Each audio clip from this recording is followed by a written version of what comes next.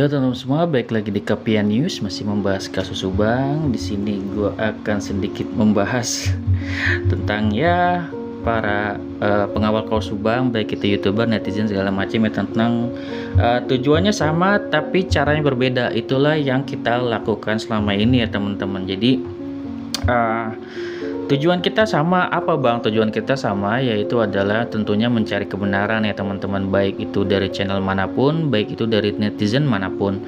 Karena tujuan kita adalah untuk mencari kebenaran siapa tersangka sesungguhnya, dan di proses itu tentunya caranya berbeda. Gimana tuh bang? Ya tentunya teman-teman kan memiliki opini yang berbeda dan cara berpikir yang berbeda. Itulah mengapa gue bilang tujuannya kita sama tapi caranya berbeda.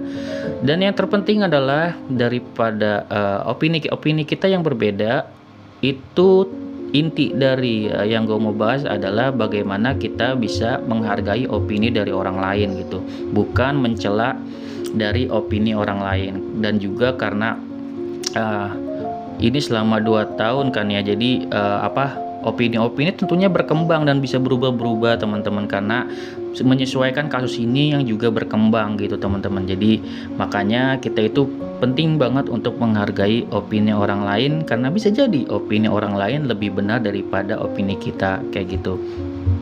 Contohnya misalkan dari YouTuber Subang gitu. YouTuber Subang memiliki opininya misalkan kayak gitu ya, dan rasa-rasanya jika kita menyerang opini dari opini Subang, misalkan dia memiliki opini seperti ini, misalkan membela Danu gitu kan ya, itu kan hak daripada individu mereka sendiri sebenarnya. Individu mereka adalah misalkan lihat dari data itu, ini ada kemungkinan Danu benar misalkan kayak gitu, kemungkinan. Terus ada dari Mbak Suci juga kita harus hargai karena sangat bagus misalkan kayak gitu kan, mencoba untuk mencari data dari keluarga Pak Yosep, dan ini sangat bagus. Agar apa? Agar informasinya berimbang gitu teman-teman.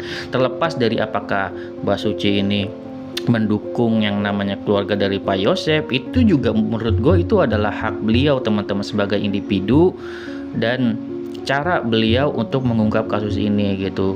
Kalau kita misalkan serang juga, emang itu tentunya tidak bagus juga teman-teman, karena ini adalah opini dan setiap warga negara berhak untuk beropini. Kalau kita serang, wah misalkan apakah ini membela korban, apakah YouTuber Subang membela korban, apakah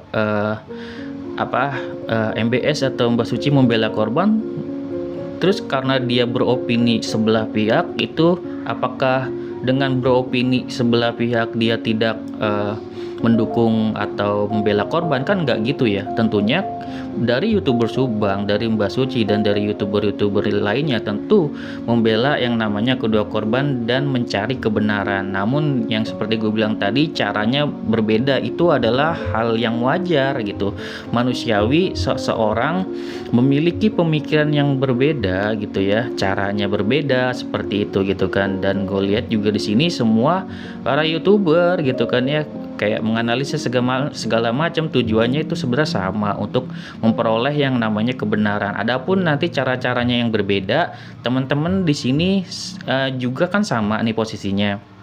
Kita sebagai netizen juga memiliki opini kita sendiri gitu kan. Opini kita sendiri, menurut kita yang mana yang benar, yang mana yang salah. Tentu kita kan sama untuk membela korban dan tujuannya untuk kebenaran gitu. Namun untuk opini tidak bisa dipaksakan. Kita juga sebagai seorang individu memiliki opini kita sendiri, dan kita sebagai netizen nih melihat YouTuber beropini seperti ini, YouTuber lain beropini seperti ini, kita tinggal menyaring gitu teman-teman. Tinggal kita menyaring yang mana menurut kita benar, karena kita sebagai individu kita juga berhak untuk menyaring dan beropini sesuai pemikiran kita sendiri gitu teman-teman. Jadi seperti itu menurut gua. Semua YouTuber, semua dari netizen itu berhak beropini gitu ya. Mungkin kalau menurut gua salahnya mungkin kalau misalkan kita menyerang orang lain, mengata-ngatai orang lain, itu menurut gua nggak fair ya teman-teman. Karena apa? Karena bisa jadi loh gini, apakah teman-teman tidak berpikir bisa jadi opini orang lain itu lebih benar dari opini kita gitu nantinya gitu. Karena kan itu adalah masih opini, dan kemungkinan nanti kan di persidangan yang benernya nih kita ada bukti-buktinya segala macam. Karena menurut gue makanya opini itu, andai kan ada opini liar itu gue mewajarkan ya teman-teman. Cuman di sini harus digarisbawahi bahwasanya ya ada baiknya opini liar itu tetap ada untuk mengungkap kasus ini, fokus gitu ya, fokus mengungkapkan kasus ini, namun tanpa perlu yang namanya menghina orang lain atau menghina YouTuber lain gitu. Jadi menurut gua lebih baik memang fokus gitu ya, karena tidak fair kalau kita menyerang misalkan YouTuber lain untuk mempertahankan opini kita gitu. Jadi kesannya kalau seperti itu apa? Kesannya kalau seperti itu kita menyerang YouTuber lain seolah-olah bahwasanya opini kita itu yang paling benar gitu. Bahwasanya firasat kita ini udah paling benar, nggak ada lagi yang paling benar selain diri kita gitu. Itu menurut gua kesalahan yang besar ya teman-teman. Bahwasanya kita merasa paling benar, kita udah nggak ada lagi pokoknya orang lain salah. Itu menurut gua salah besar ya teman-teman. Jika kita berfokus kepada beropini untuk mengungkap kasus ini gitu ya, dari melihat data-data yang ada, melihat YouTuber Subang, melihat